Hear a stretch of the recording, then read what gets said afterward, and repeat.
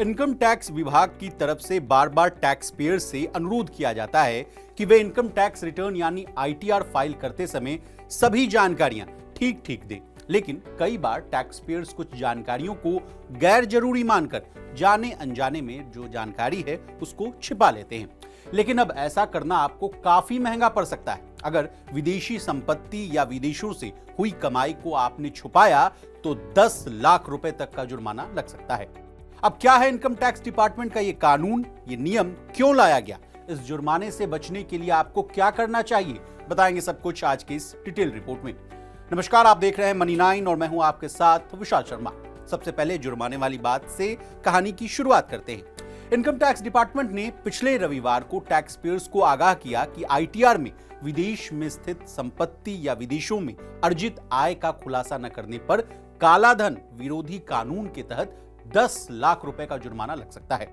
इसके अलावा income tax department ने हाल ही में कंप्लायंस और अवेयरनेस कैंपेन की शुरुआत की, जिसके तहत एक पब्लिक एडवाइजरी जारी किया गया ताकि यह सुनिश्चित किया जा सके कि टैक्स पेयर असेसमेंट ईयर 2024-25 के लिए अपने इनकम टैक्स रिटर्न यानी आईटीआर में ऐसी जानकारी दर्ज की जा सके।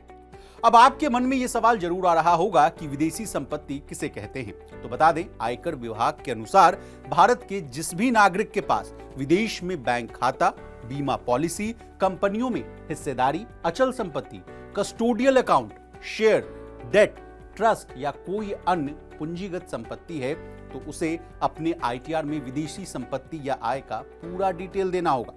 यह नियम उन सभी पर लागू होता है जिनकी आय टैक्स सीमा से कम है या जिनकी संपत्ति घोषित स्रोतों से अर्जित की गई है।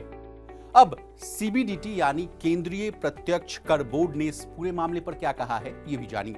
केंद्रीय प्रत्यक्ष कर बोर्ड यानी सीबीडीटी ने साफ तौर पर कहा कि अगर कोई व्यक्ति विदेशी संपत्ति या आय की जानकारी छिपाता है तो उस पर काला धन, अघोषित विदेशी आय और संपत्ति और कर अधिरोपण अधिनियम 2015 के तहत जुर्माना लगाया जा सकता है।